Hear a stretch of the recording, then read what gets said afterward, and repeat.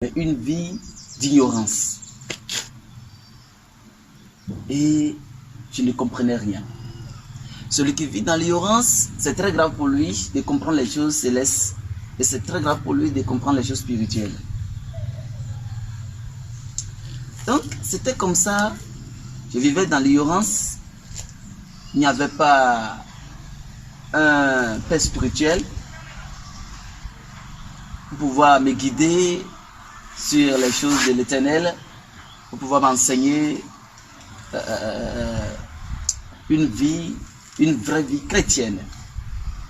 Or, je me disais en ce moment que je connais Christ. Que je connais Christ. Et je maîtrise beaucoup de choses. Sans savoir que je ne maîtrise rien. Sans savoir que je ne connais rien.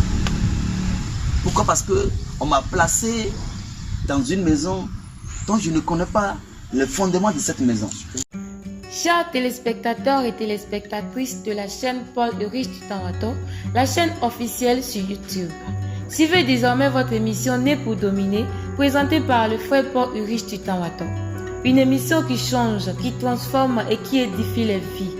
Pour ne rater aucun numéro de cette émission, abonnez-vous à la chaîne Paul Ulrich Tutawato sur YouTube. Aimez, likez et partagez afin qu'un bon nombre de personnes soient édifiées. Donnera à celui qui a, mais à celui qui n'a pas, on ôtera même ce qu'il a.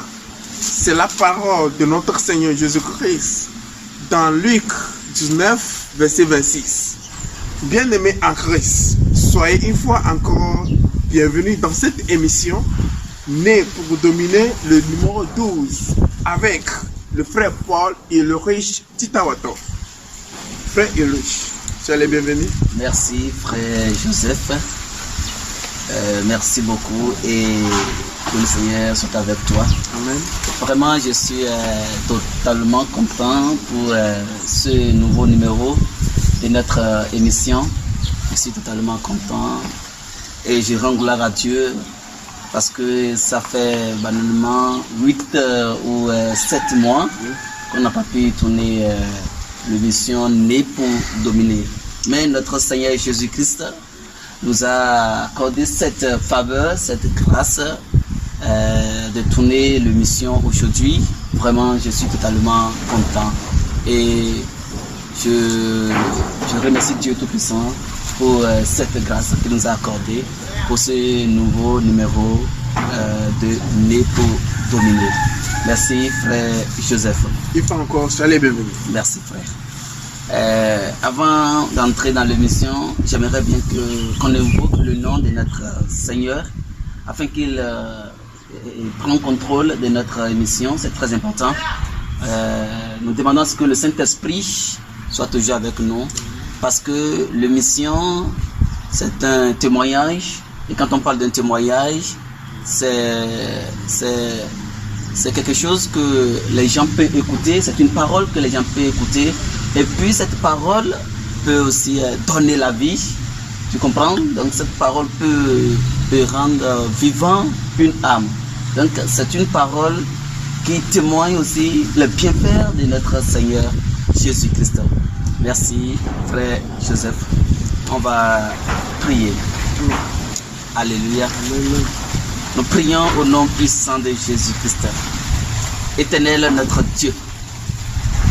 Dieu plusieurs fois saint. Nous bénissons tellement, te louons, te glorifions. Éternel Dieu de grâce. Sans toi, nous ne pouvons rien faire. Nous sommes encore là. Père, oh, pour parler de ton nom. Nous sommes là, oh, pour publier ton nom. Éternel Dieu Tout-Puissant. Nous réclamons à ce que tu prends contrôle de cette émission. Nous prions au nom de Jésus-Christ. Oh Père, à ce que Seigneur Jésus-Christ, oh, tu prends contrôle de cette émission. Nous prions, car il est écrit en Matthieu 18, verset 18, que tout ce que nous lierons sur cette terre sera lié au ciel. Alors nous prions maintenant et nous lions tout démon, oh Seigneur, qui va se lever contre cette émission. Au nom de Jésus-Christ, nous les lions tous dans le nom de Jésus-Christ. Éternel Dieu Tout-Puissant, nous demandons à ce que ton esprit soit toujours avec nous. Au nom puissant de Jésus-Christ. Amen. Amen. Merci frère Joseph. Oui.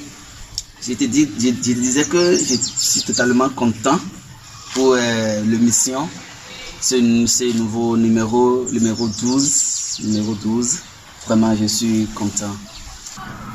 Avant d'entrer dans le mission, on va d'abord lire au moins des portions d'écriture, la parole vivante. On va lire d'abord Psaume 8, à partir des versets 7. Psaume 8, de versets 7 à 9. Alléluia. Amen. La Bible dit, Amen. Amen. Tu lui as donné la domination sur les œuvres de tes mains. Tu as tout mis sous ses pieds. Les brebis comme le bœuf, les animaux des champs, tous les oiseaux du ciel et les poissons de la mer, tout ce qui parcourt les sentiers des mers. Alléluia. Amen. Amen. Nous lisons encore Apocalypse 3, verset 20. Le Seigneur Jésus-Christ dit, voici, je me tiens à la porte et je frappe. Si quelqu'un entend ma voix et ouvre la porte, j'entrerai chez lui et je soupirerai avec lui et lui avec moi. Alléluia. C'est la parole de notre Seigneur Jésus-Christ dans Apocalypse 3, verset 20. Alléluia. Nous parlons de la domination chrétienne. Un chrétien doit dominer sur les œuvres qui se trouvent sur cette terre. C'est d'abord le but de l'émission, c'est-à-dire le titre de l'émission. Et l'autre fois, dans le numéro 11, l'Éternel m'a dit de parler un peu de ma conversion, c'est-à-dire de parler un peu de ma vie chrétienne. Comment est-ce que le Seigneur m'a touché? Alléluia.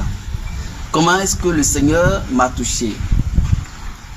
Et j'ai commencé par narrer l'histoire de ma vie chrétienne. Comment est-ce que les choses se passaient jusqu'à ce qu'on s'est arrêté au niveau de la vie de mon papa. Donc que le papa, il n'est pas un chrétien, il n'est pas chrétien, il n'a pas donné sa vie à Christ. Et c'est suite, c'est-à-dire après ma guérison, parce que tu sais, j'ai déjà dit ici que c'était comme ça que j'ai eu une grande maladie.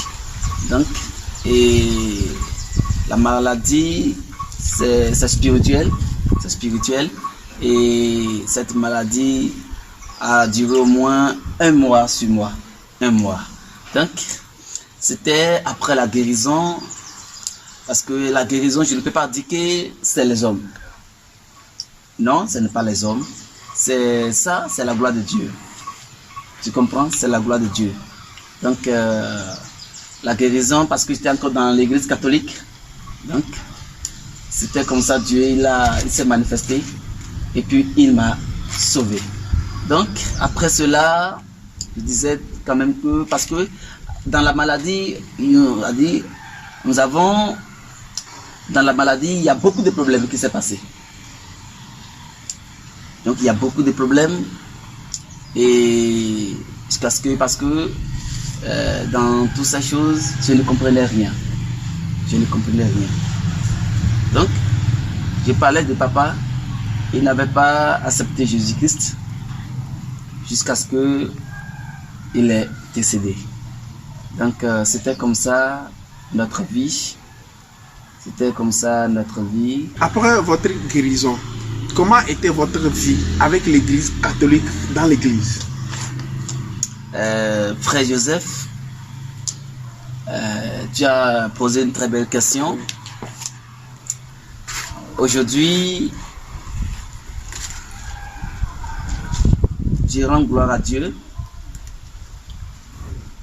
parce que tu vois ce qu'il a dit, la parole de l'Éternel dit dans Apocalypse 3, verset 20.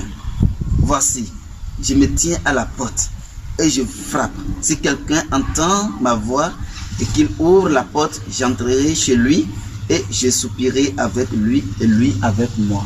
Alléluia. Tu vois, chaque fois si je fais la lecture biblique de ce passage, vraiment, je me pose beaucoup de questions. Surtout concernant la question que tu viens de me poser. Je me disais, est-ce que à l'époque, en ce moment, est-ce que je connais Christ? Est-ce que j'ai déjà donné mon cœur à Christ? Est-ce que Jésus a déjà entré dans ma vie? Est-ce que tout ce que je faisais, est-ce que c'est pour le Christ?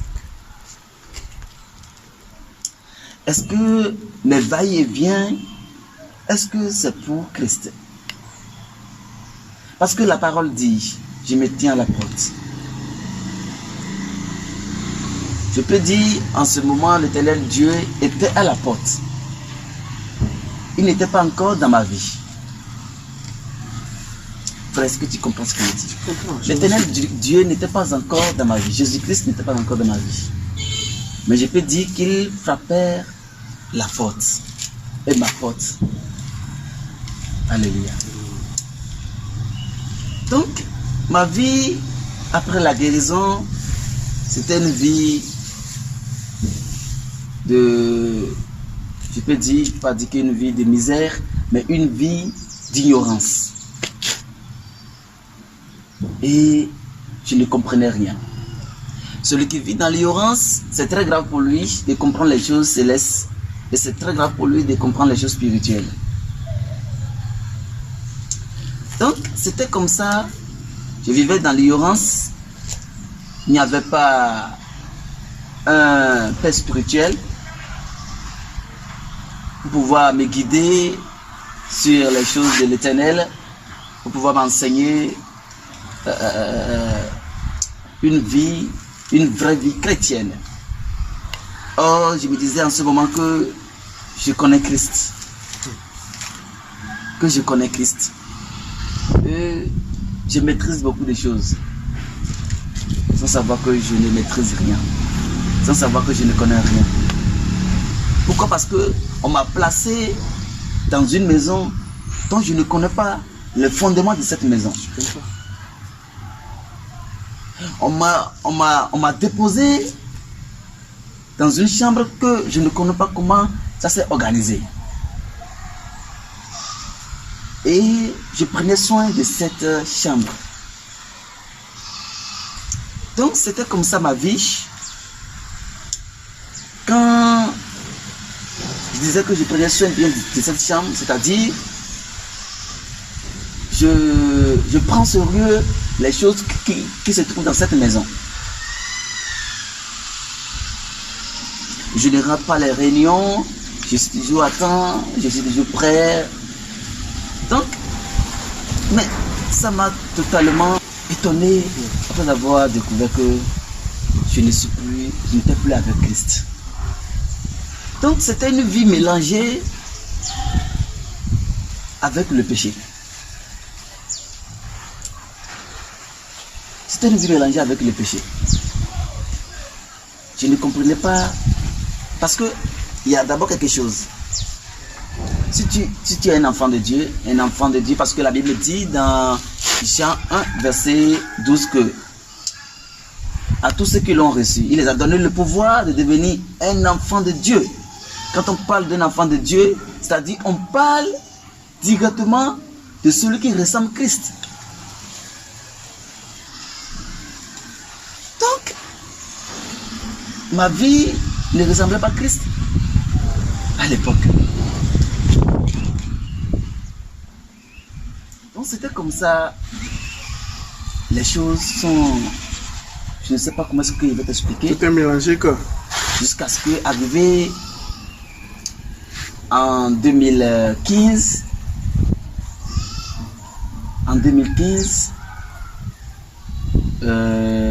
11e mois de cette année, c'était en 2015 que j'ai perdu celui par qui je suis venu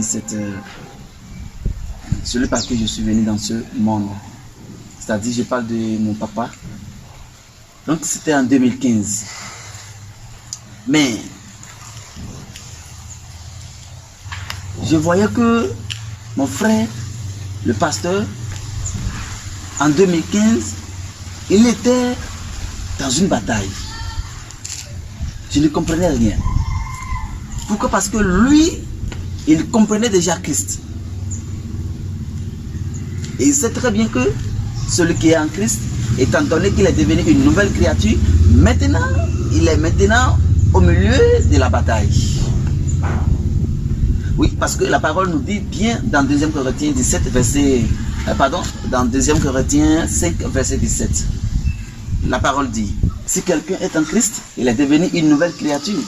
Les choses anciennes sont passées, voici que toutes choses sont devenues nouvelles. Mais étant donné que tu as une nouvelle vie, c'est une vie maintenant de la bataille. Parce qu'on t'ouvre maintenant les yeux de voir maintenant les combats qui t'attendent. Les chrétiens qui ne prient pas ne sont pas des chrétiens. Et les chrétiens qui vivent dans une vie d'ignorance ne sont pas encore des chrétiens. Étant donné que tu es dans une vie d'ignorance, tu ne comprenais même pas les dimensions de la prière. Donc, en 2015, je voyais mon frère, je le voyais dans une bataille. Et cette bataille s'est montrée maintenant le jour de l'enterrement de notre papa. Le jour de l'enterrement de notre papa. Et cette bataille, c'était en esprit, c'était spirituel, mais maintenant, arrivé à un moment donné, ils ont maintenant montré cette bataille. Donc, ce qui voudrait dire qu'ils ont montré l'expérience de cette bataille.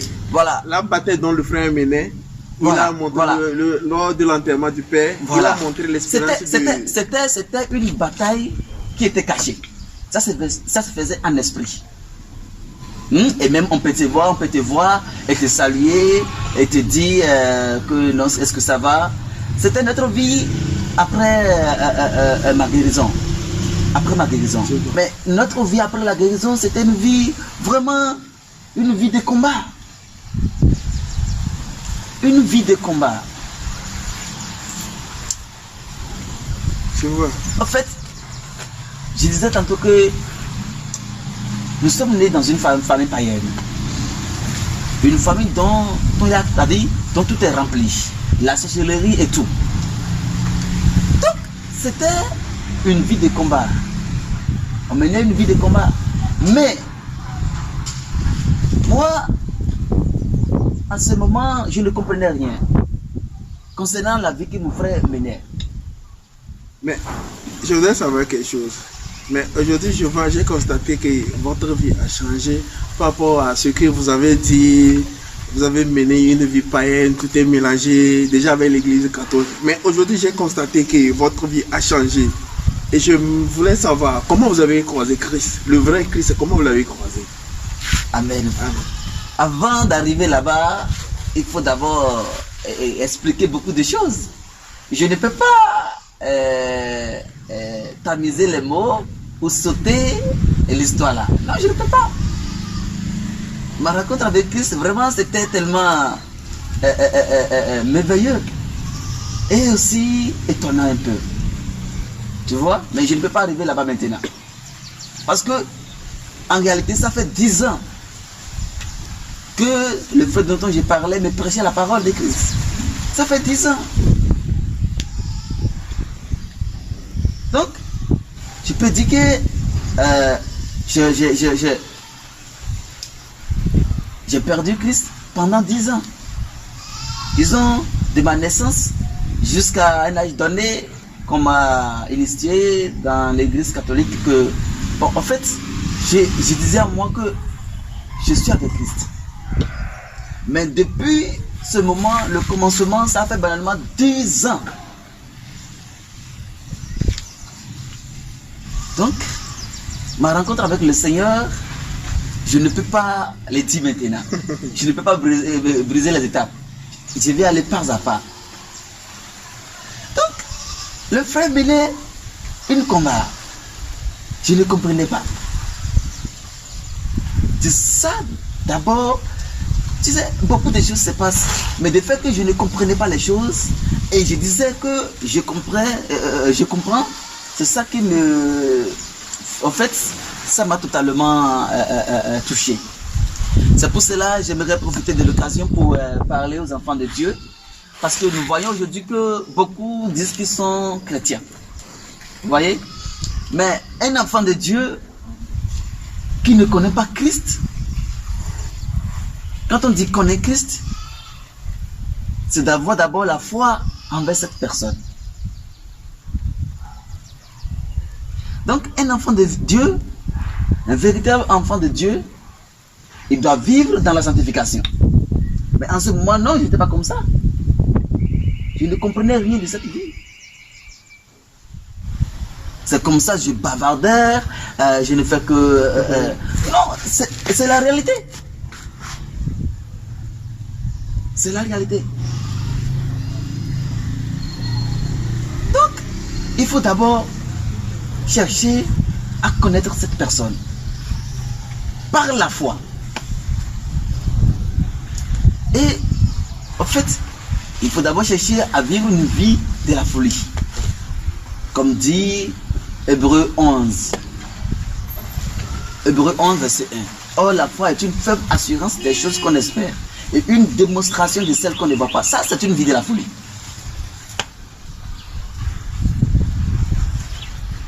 Donc, il faut d'abord chercher Christ ainsi. Mais je ne comprenais pas. Et dans cette bataille, c'est comme si beaucoup détestaient mon frère.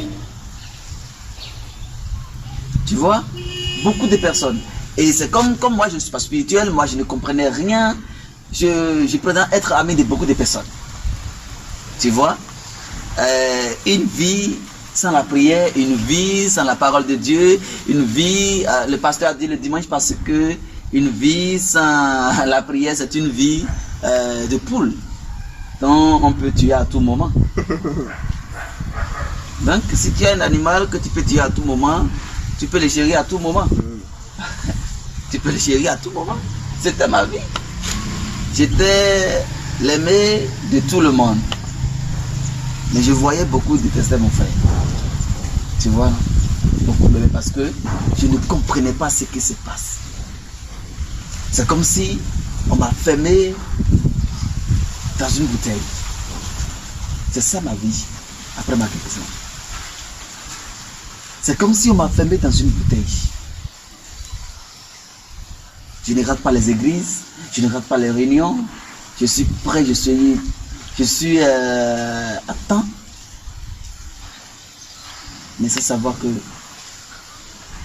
mon âme a déjà privé de quelque chose. Donc je disais que je vais profiter de l'occasion pour parler aux chrétiens.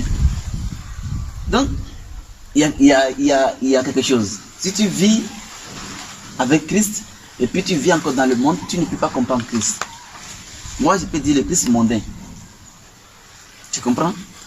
Quand on parle de Christ mondain, en fait, mon Christ, le véritable Christ, c'est le Christ de l'esprit. C'est le Christ de l'esprit. Mais aujourd'hui, nous voyons qu'ils ont transformé. Pourquoi je ne peux pas dire la religion chrétienne? Ou la religion, ou bien le christianisme. Je ne classe pas, selon moi, je ne classe pas le christianisme comme une religion. Le christianisme, c'est la vie. C'est la vie. Et là où il y a la vie, ce n'est pas une religion. Donc, c'est pour cela que je dis, le Christ moderne que les gens présentent aujourd'hui, ce n'est pas encore une vraie vie d'un enfant de Dieu. Non. Non. La parole dit dans Hébreux 12, verset 14, que de rechercher la paix avec tous et la sanctification sans laquelle personne ne verra le Seigneur. Personne. C'est une vie de la sanctification, une vie de la sainteté.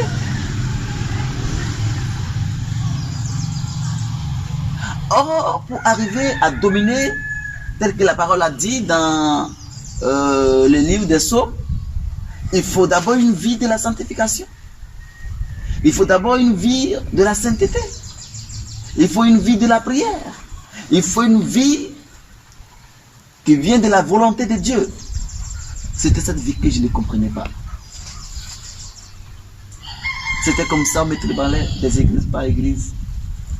Toujours dans la religion catholique. Donc, je ne comprenais rien. Et du coup, après la mort de mon papa, tout a bouleversé. Tout. Ça restait seulement le pasteur. Il n'était pas encore le pasteur à l'époque. Lui seul. Il n'y a plus personne.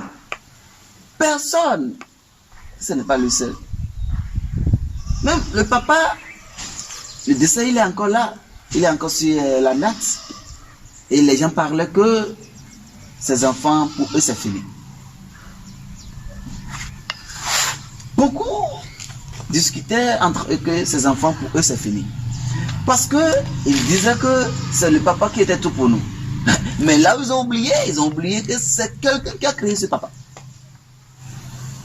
Et c'est un Dieu, le Tout-Puissant. Donc c'est comme ça, les gens parlaient entre eux que c'est fini pour ces enfants, comment est-ce qu'ils vont faire, comment est-ce qu'ils vont manger, comment est-ce qu'ils vont s'en sortir. C'était mon frère seul. La maman, elle est là. La maman est là avec mes frères et aussi les sœurs. Et c'était le seul qui va nous prendre en charge. Tu vois? Donc, il était encore dans cette bataille. Dans la bataille de la famille. Il était dedans. Donc, il devrait encore travailler pour nous donner encore à manger. Tu vois? Donc, il n'y a plus personne. Il n'y avait même pas, je ne sais pas comment est-ce que je vais t'expliquer, mais c'était lui seul. C'était lui seul. Sans oublier aussi les membres de notre église. Parce qu'à l'époque, je n'étais pas dedans. Donc, je ne comprenais rien. Donc, c'est comme ça ma vie après ma guérison. Et ce n'est pas après cela que je me suis guéri totalement. Non. C'est une vie aussi, c'est une vie de la maladie. Il y a aussi la maladie, la maman aussi ne se porte pas toujours jusqu'à ce que papa ait décédé. Tu vois? Maintenant, c'est après la mort de papa, maintenant que je me suis dit que je vais me chercher. Et j'ai commencé par déranger la maman que de déranger le grand frère pour moi. Que non, je dois me chercher, je dois arrêter les bancs. Je dois me chercher. Sans savoir que c'est le Christ qui m'appelait. C'est le Christ qui m'appelait. Donc, une fois que, vous savez, il y a aujourd'hui quelque chose qui se passe et les gens pensaient que c'était, ils disaient que non, c'est pour, je dois me chercher. Et le Seigneur nous a amenés ici. Donc, c'est ce que j'expliquais. Le Seigneur nous a amenés ici. Mais si je vais expliquer comment est-ce que le Seigneur nous a amenés ici, frère, non, je ne suis pas sûr qu'on va quitter ici. Mais dans les prochains numéros, on va essayer de détailler un à un. C'est pour ça que je dis que je ne peux pas te dire comment le Christ m'a croisé. Non. Si je dis ça, c'est comme on a fini notre film. Donc, je ne peux pas arriver à cette étape maintenant. Non. Ce que le Seigneur nous a fait jusqu'à ce qu'il nous a fait descendre ici, frère. Mais tu vas écouter tout ça là bientôt. Bientôt, tu vas écouter tout ça là. Comment le Seigneur nous a délivrés. Parce que lorsque je me suis entré maintenant pour me chercher, pour accompagner mon frère, l'ennemi a vu maintenant que non, ses enfants, ils ont recommencé leur vie. Ils ont commencé par envoyer maintenant des attaques pour pouvoir nous éloigner de la coupe royale. Oh, la parole dit dans Somme 8:7, notre verset de base, qu'il a donné la domination, l'Éternel nous a donné la domination sur les œuvres des Seigneurs. Il n'y a même pas cet esprit, même sous la terre, même dans la mer, qui peut lutter contre un enfant de Dieu, un véritable enfant de Dieu. Non, non, non. Un enfant de Dieu qui vit dans la sanctification, qui vit dans la sainteté. Donc, l'ennemi a vu vraiment que ces enfants ils se sont partis pour se chercher. Donc c'est comme ça ils ont commencé par envoyer des attaques par-ci par-là. Et ça n'a pas commencé sur moi, ça a commencé sur mon grand frère, le pasteur. C'était, tu vois, l'ennemi, s'il voit que les choses marchent, il cherche des moyens. Il cherche des moyens. Comment est-ce qu'il va faire? Comment est-ce qu'il va faire? C'est comme ça, les choses ont commencé par bouleverser. Et dans les quartiers, beaucoup parlaient de mon frère. Beaucoup de personnes, ils parlaient de mon frère. Non, il a perdu le boulot, les choses n'allaient pas. Non, le matin, il est à terre. Frère, l'histoire vraiment, je ne peux pas raconter tout aujourd'hui. Je ne peux pas raconter tout aujourd'hui. Donc, ma vie, en général, après ma guérison, c'était une vie de l'ignorance, une vie d'ignorance. Une vie d'ignorance. Voilà, c'était une vie dans laquelle je luttais avec mon frère, malgré qu'il est dans une bataille. Malgré qu'il est dans une bataille. Ce qui voudrait dire que lui menait une bataille pour la famille. Il luttait pour la guérison de la famille. Non, non, non, ce n'était pas pour la famille. C'est une bataille dont les gens étaient contre lui. Toute la famille. Et moi aussi, je luttais contre lui. Mais tu vas me poser la question comment? Vraiment, compte tenu du temps, j'ai l'envie d'expliquer ceci. Donnez-moi juste 2 minutes. D'accord, vous avez tout juste 2 minutes. 2 minutes. Compte tenu du temps. Je vais expliquer juste un peu. Là, on va continuer ça dans le prochain numéro. D'accord. Donc, si je dis je suis contre mon frère, ce n'est pas que j'étais dans la bataille.